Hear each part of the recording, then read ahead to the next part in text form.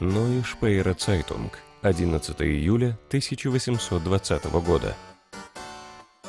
Свободный ингуш на Кавказе, которому расхвалили, какую выгоду мог бы получить он, если бы пошел под власть российского царя, ответил, воодушевленный своей независимостью, гордо, смело и верно. Да как я могу пойти на это? Над своей шапкой я не вижу ничего, кроме голубого звездного неба. Ни папа Григор VII в Каносе, ни император Наполеон при Йене не смогли так верно сказать. Хотя их шапка и была выше, чем у ингуша, но сердце вряд ли.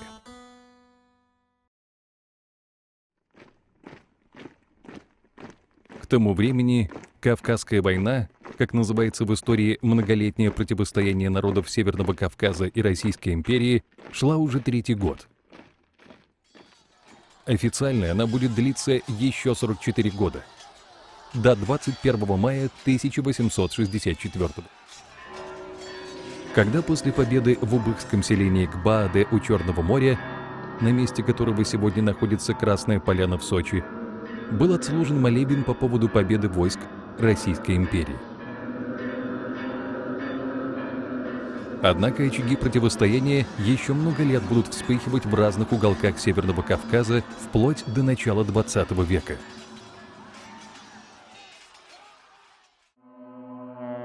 Немецкий топограф на службе Российской империи Иоганн Бларемберг стал свидетелем одного из самых жестоких эпизодов этой войны в истории Ингушетии первой половины XIX века.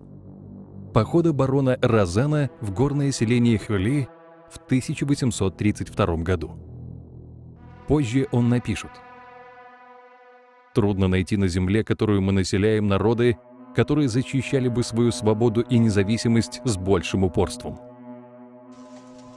Одним из символов этого векового противостояния, наряду с многочисленными кровопролитными сражениями Кавказской войны, станет, как это ни удивительно, и образ горца-одиночки, вышедшего на личную тропу мести. Людей, которых Бларемберг сравнивал с легендарными берсеркерами из преданий древних норманнов. Абреков. Это тюремные фото, сделанные за несколько дней до казни, единственные фото Сулумбека Гандалоева.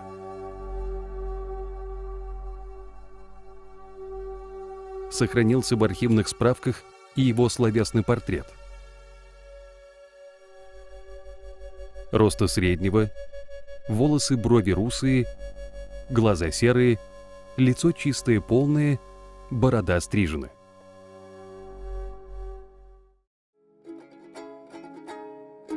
История о том, как молодой ингуш стал абреком, как две капли воды похожа на истории других кавказских абреков. Из-за врожденного и неистребимого чувства собственного достоинства.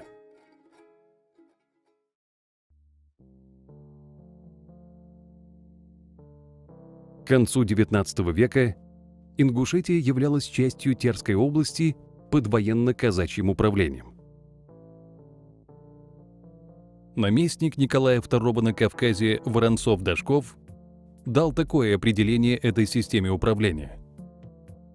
Система военно-народного управления, созданная на Кавказе в период борьбы русских войск с местными горцами, основана на сосредоточении административной власти в руках отдельных офицеров под высшим руководством главнокомандующего Кавказской армии.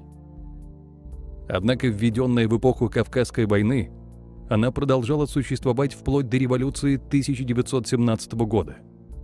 Но уже выродившаяся в уродливую и немыслимую в цивилизованном обществе форму этнического преимущества в ее иерархии и получившая в итоге название «военно-казачье управление». Председатель Комитета по делам национальностей Государственной Думы Российской империи Магомед Далгат на примере кабардинцев и ингушей так излагал ее глубоко негативную суть. Интересы 4/5 туземного населения принесены в жертву 1/5 части его. Малая Кабарда, имеющая общие интересы с Большой Кабардой, Горский суд и общественные суды в Слободе Нальчик присоединены к казачьему управлению. Ингуши, которых от души ненавидели казаки, подчинены казачьему управлению. Все это обостряло взаимные отношения обоего населения, казаков и ингушей, до высокой степени. Достаточно показаться ингушу даже среди белого дня в станицу, что часто ему приходится по начальству, или на казачью территорию, его расстреливают казаки как дикого зверя, за что родня убитого не остается в долгу и всячески мстит казакам то убийствами, то грабежами, то кражами. Старшинами всех селений являлись казачьи чины, в чьих руках сосредотачивалась абсолютная власть – полицейская, судебная, административная. Осетинский писатель Кастахи Тагуров в своей статье «Неурядицы Северного Кавказа» так описывал эти субъекты полицейского надзора. Легко себе представить, каким авторитетом пользуются в туземных аулах старшины из казачьих урядников. В большинстве случаев постоянно пьяные и омерзительно непристойные в выражениях. Один из таких урядников выставил жителям села Сагапши условия. Каждая семья в селе должна была по очереди накрывать ему обеденный стол. Несогласным тут же обещались всяческие проблемы с администрацией.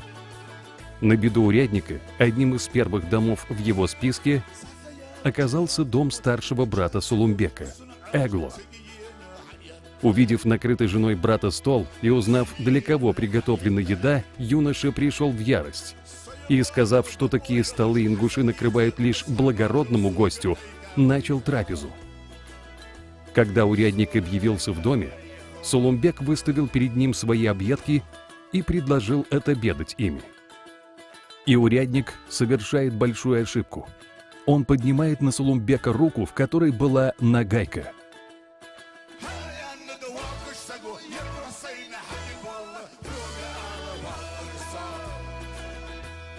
Мы знаем, что среди ингушей, если вдруг где-то на тебя замахнулись кнутом, тогда, естественно, если бы он не перехватил бы, он мог бы и отстегать тогда. Но он же не мог, наверное, вынести такого позора, чтобы его отлистали на кнутом. Поэтому он прямо выхватил этого пристава, этот кнут, и сам начал его стегать этим кнутом.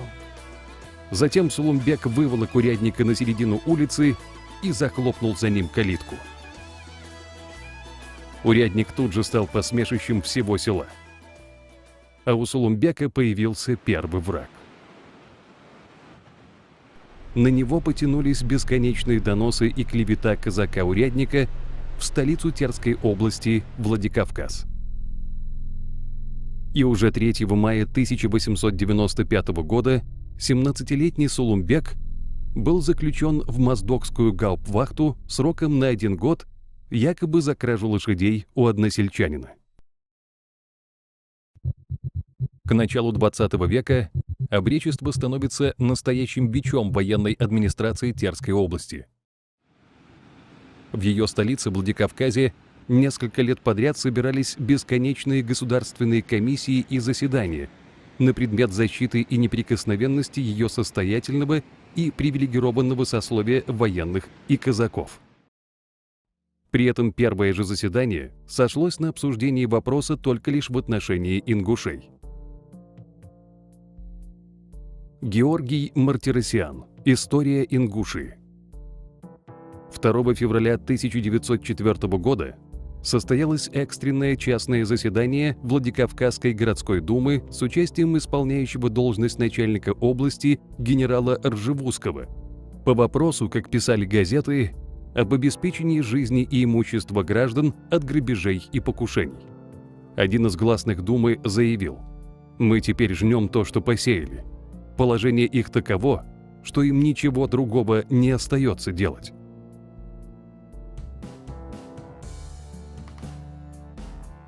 С окончанием Кавказской войны было полностью покончено и со строительством на Кавказе казачьей станичной линии, кольцом окружившей регион и испещрившая его изнутри. Казачья Сунжинская линия разделяла Ингушетию, отделив ее горную часть от плоскостной.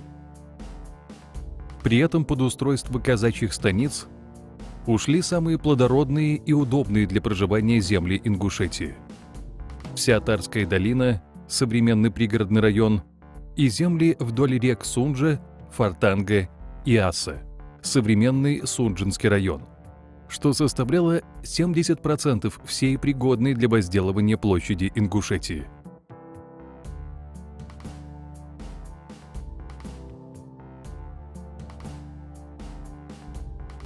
Магомед Далгат. Труды комиссии 1905 года. Со времени покорения Кавказа казаки смотрели на туземцев как на своих врагов. Отношение туземца к казаку было аграрное, так как теперешние станицы, ближайшие к Владикавказу, поселены на ингушских землях, откуда они были выселены на новые места. Казаки же, поддерживаемые в своих домогательствах областной администрацией, недовольствуясь этим, неоднократно подавали прошение об удалении ингушей из вновь отведенных им земель. Об этих ходатайствах знали и ингуши, что немало возмущало их и настраивало враждебно казачьему населению. Казак, обеспеченный огромным наделом земли, доходившим в среднем до 121 десятины на двор, живет, по-видимому, привольно, а рядом туземец, который слышал от своих стариков, что вся эта земля когда-то принадлежала им, терпит во всем недостаток.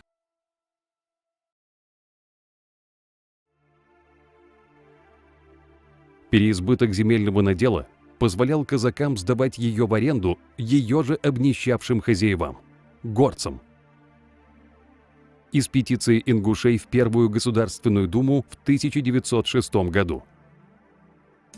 В настоящее время 2/3 наших земель, насильственно отобранных, перешли в руки казаков, и мы, ингуши, доведены до такого состояния, что для того, чтобы жить, мы должны арендовать землю у тех же казаков. В среднем ингушское племя платит ежегодно казакам слишком 30 тысяч рублей арендной платы.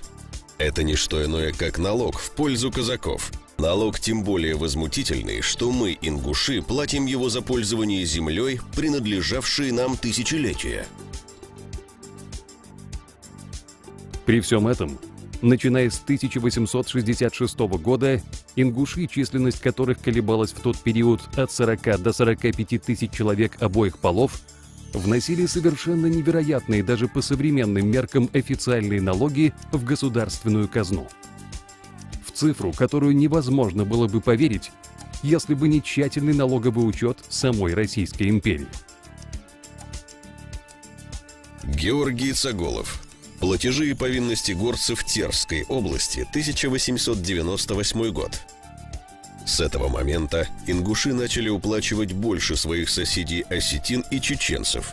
Местные официальные исследования выяснили, что еще в 1889 году платежи 40 тысяч ингушей равнялись платежам 80 тысяч осетин.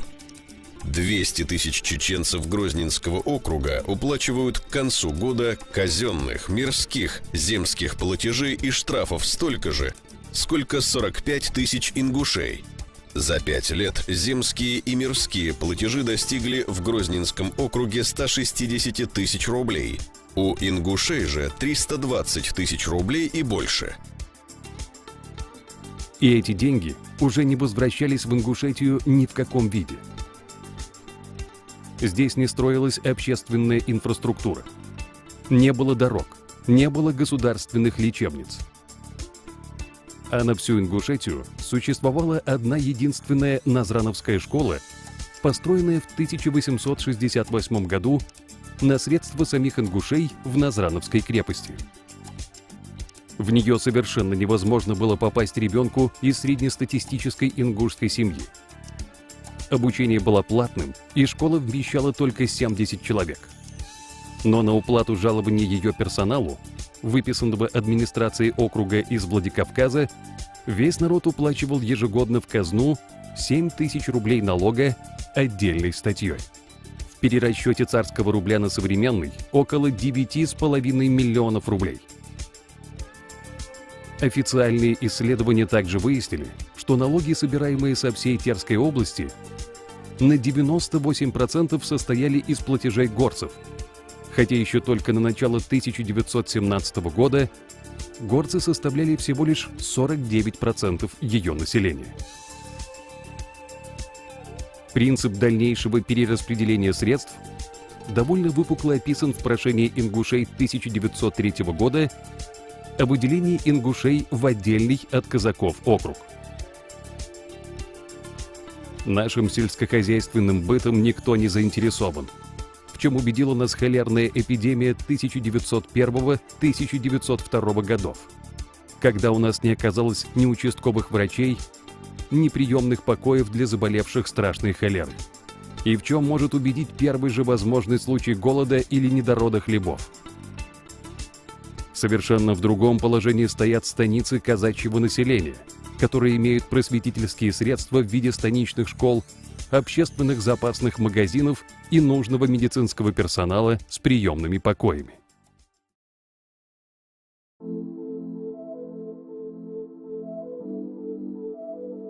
Ни один самый искушенный в своей профессии экономист не смог бы объяснить, каким образом ингуши выживали при таком положении дел. Удивляло это и их современников. Вот лишь некоторые цитаты, взятые из разных номеров журнала «Кавказского вестника» 1901 года. Ингуши очень умерены в пище и довольствуются тем, от чего русский крестьянин давно бы умер с голоду. При всей стесненности ингуш обстоятельствами нужно еще удивляться той энергии и стремлению к лучшему, какие проявляют они на своем житейском поприще. Живучесть и упорство ингушского племени поразительны.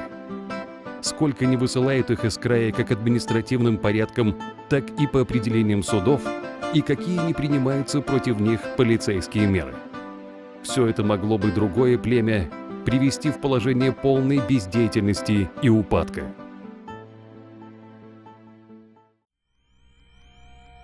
Николай Яковлев. Ингуши. Жизнь ингуша сделалась очень тяжелой. Но ингуши не мирятся со своим положением, не хотят вымирать и начинают упорную борьбу с насильниками. Конечно, они не могут действовать открыто, но из добрых и кротких людей в короткое время становятся первыми обреками на Кавказе. Грабежи и убийства в станицах и даже среди бела дня во Владикавказе. Ограбление поездов, организация целых отрядов, вооруженной рукой отстаивавших права ингушей на жизнь и место под солнцем. Все это слишком осязательным и неприятным образом доказывало русским властям и более привилегированным соседям, что ингуши отнюдь не думают безропотно вымирать.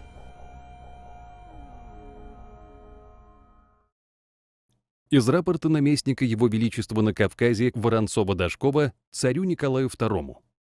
18 января 1912 года. Во всех как выдающихся, так и более мелких происшествиях, совершенных в течение последних лет в Терской области, главное активное участие принимали, да и теперь принимают, жители Назрановского округа, являющегося поставщиком хищничества среди туземцев названной области. Ограбление Грозненского и Владикавказского вокзалов и Кизлярского казначейства, разбойное нападение в 1907 году на Владикавказского купца Симонова, нападения на военные отряды, масса других крупных и мелких преступлений были совершены и совершаются исключительно при участии ингушей.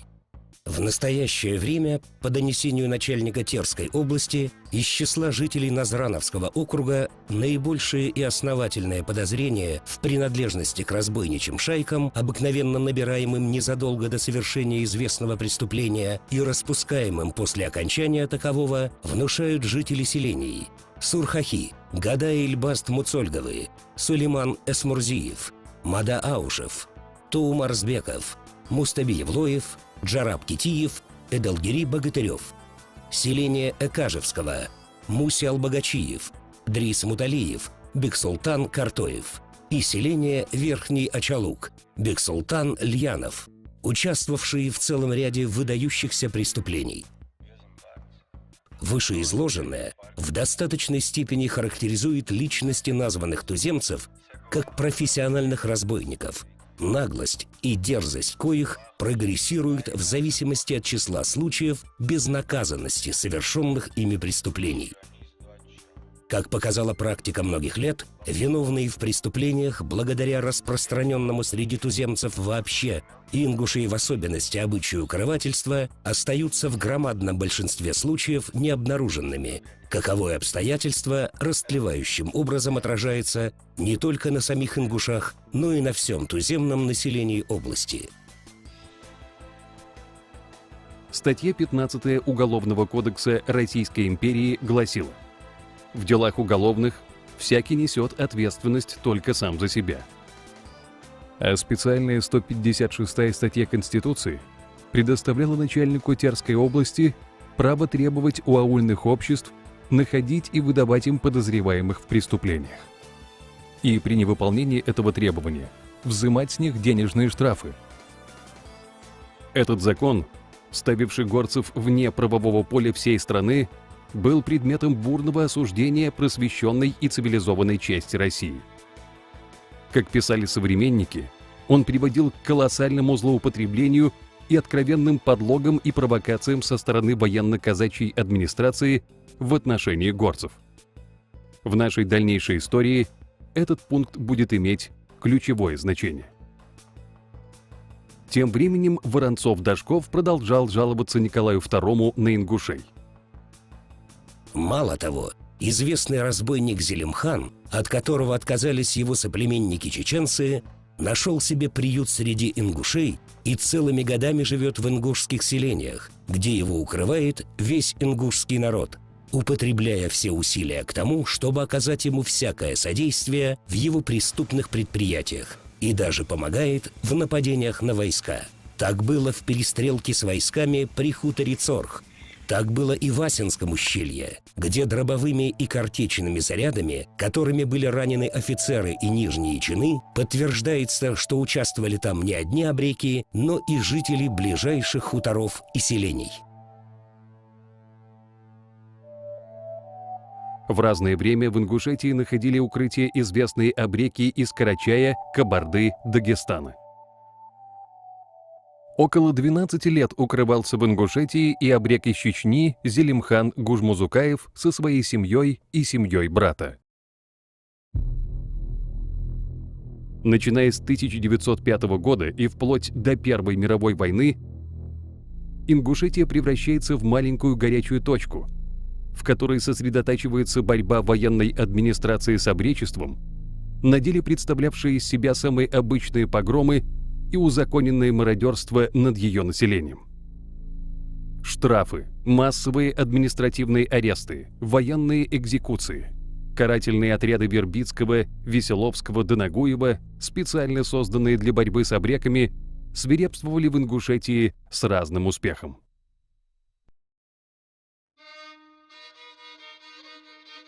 Тот самый хутор Цорх, одно из фамильных селений рода Гагиевых в Асинском ущелье, когда-то находился здесь.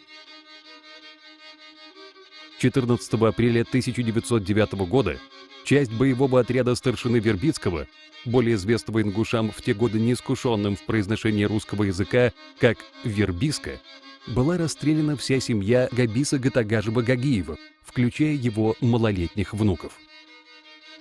Расстрел Гагиевых в Цорхе Вербицкий выдал перед начальством за перестрелку с отрядом абреков. Администрация Терской области тут же поспешила дать интервью о первом успехе охотничьего отряда. Все абреки во главе с Бексултаном Гагиевым убиты, а башни Цорха взорваны, писали газеты. Однако Бексултан Гагиев, известный в Ингушетии как Борс Бексолт, Бексолт-Волк, и сын Габиса Ибрагим остались в живых. На зов этих двух человек тут же откликнулось около 20 мужчин из ближайших селений – Таргима, Опиева, Эрш. В завязавшейся перестрелке было уничтожено 5-6 убийц из военного отряда Вербицкого, не считая раненых. Об этом администрация умолчала.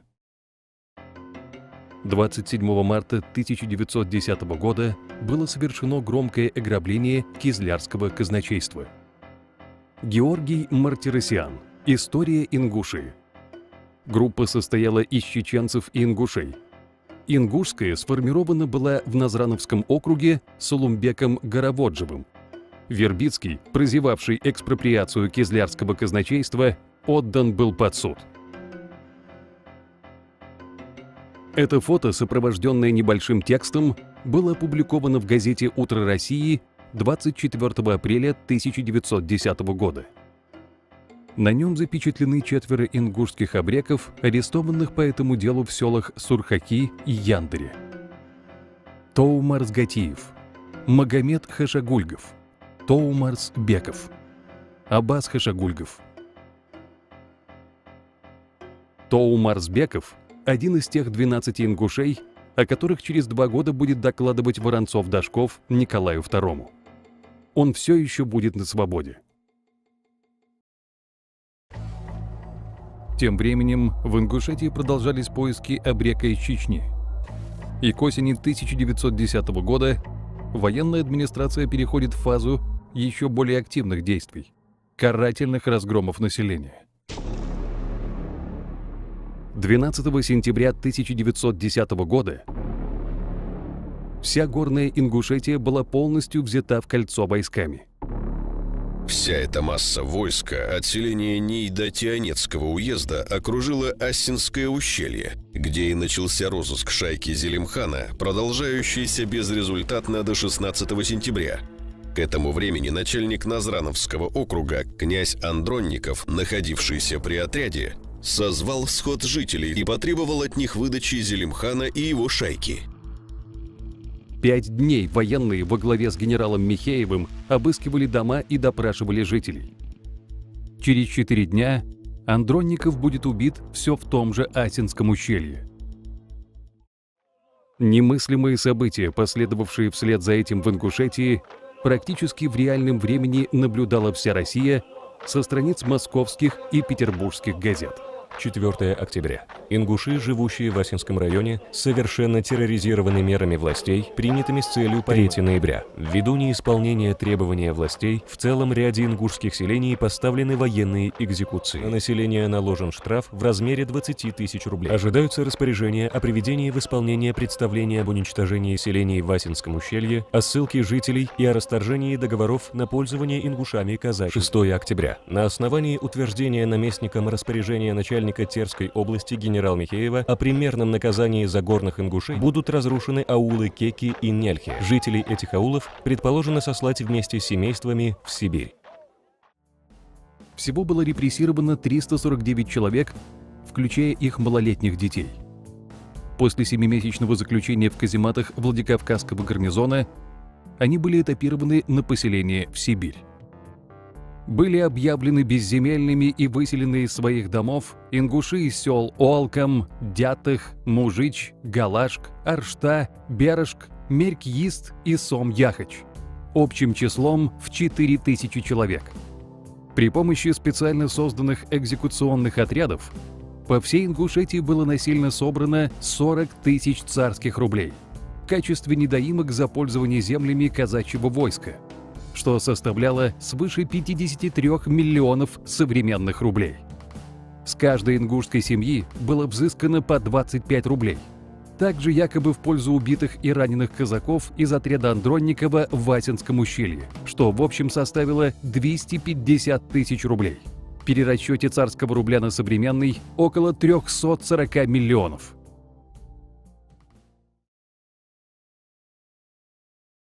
Видел это все и Сулумбек, семья и односельчане которого уже много лет находились под прицелом военной администрации.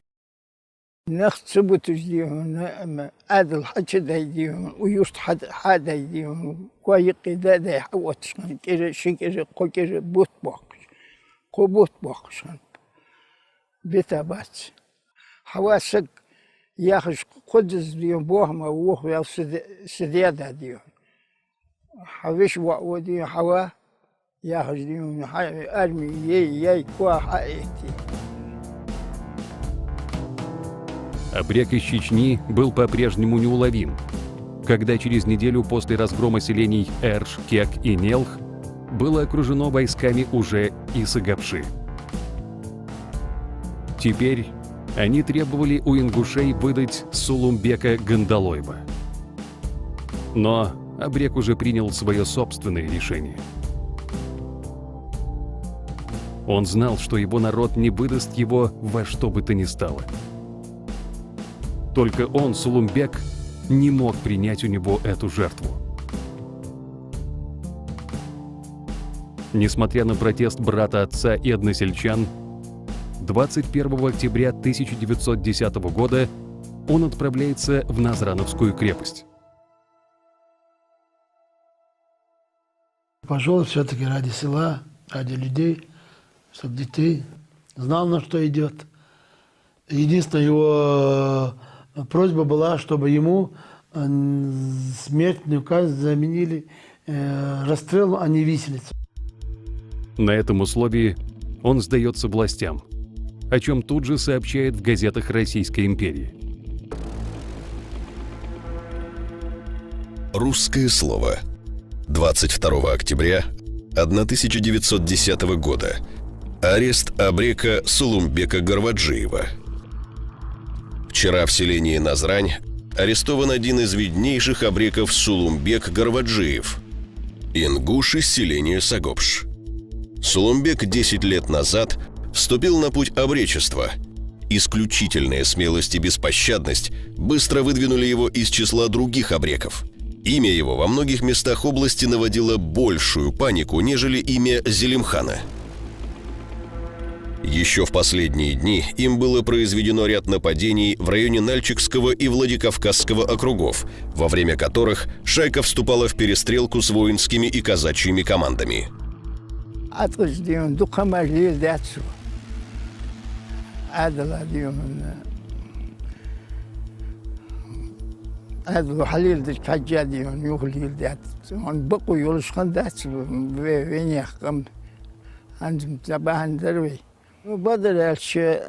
عادل يقيديون دق أفتيرش خان بختن يغان هذا ذا حق ذا يقري أسوقش سار إيش بختن يغان دق أفتيرش خان بعرخوي خان بيوستر أفتيرش بولج ديون نو سار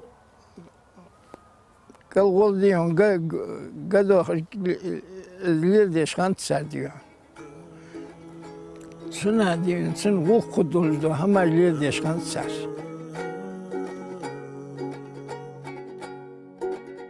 Из протокола допроса дела Временного военного суда города Владикавказ номер 408, 24 февраля 1911 года.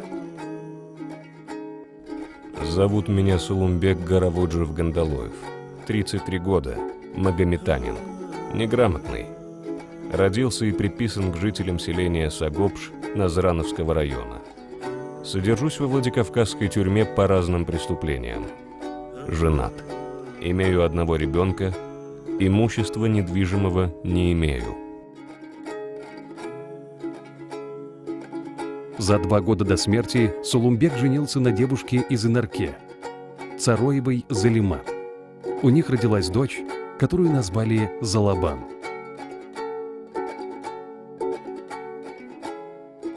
Ингушский абрек не был расстрелян, как ему обещали при переговорах о сдаче, а был повешен в крепости Владикавказ 9 августа 1911 года. Газета «Биржевые ведомости», Санкт-Петербург.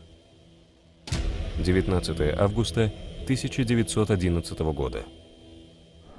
При виде виселицы и вообще всей мрачной, зловещей обстановки, говорящей о неизбежной близости рокового конца, Гараводжиев, как говорят очевидцы, сохранил редкое наружное спокойствие и самообладание. Причем на его тонких губах все время играла какая-то загадочная, не то саркастическая, не то презрительная улыбка. Он сел на корточки по восточному обычаю и в последний раз затянулся любимым куревом из кальяна. «Тебе, душа мой, недолго придется надо мной работать», поднимаясь с земли добродушно, почти дружески сказал Гараводжиев своему палачу. Потом он спокойно, не торопясь и вообще не обнаруживая ни малейшего волнения, сам взошел на роковой помост и, когда палач накинул на его шею петлю, сам же соскользнул с табурета.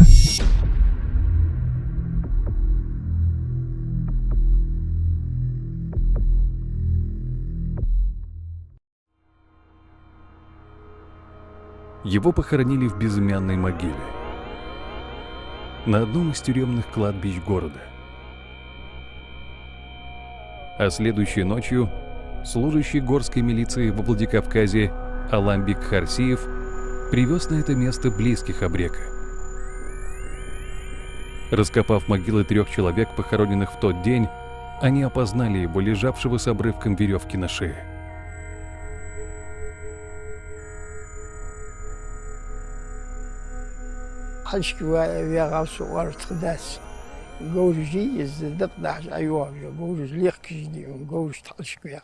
صغر مهانيك عم قالر صار ما صنيا صار تشغلوشي بيه حلصيين ومهتي صوابش ورده شخوتش حلصيين إذا ورده 7 نقوتله قاعد عشي يحكى دق حادي لا وكن داوش خنوت سوق عندين دام دير قانون تداوش عمل دياش عمل سوق أنت لأنه حسين كان شغلون حيو عدت له سوق أنت لأنه واحد شيء ليش هو عتحجة حد أول يا دروه مو ياخذ عطله هاوس الوغر فت يا سديري اسمي صار بيظهر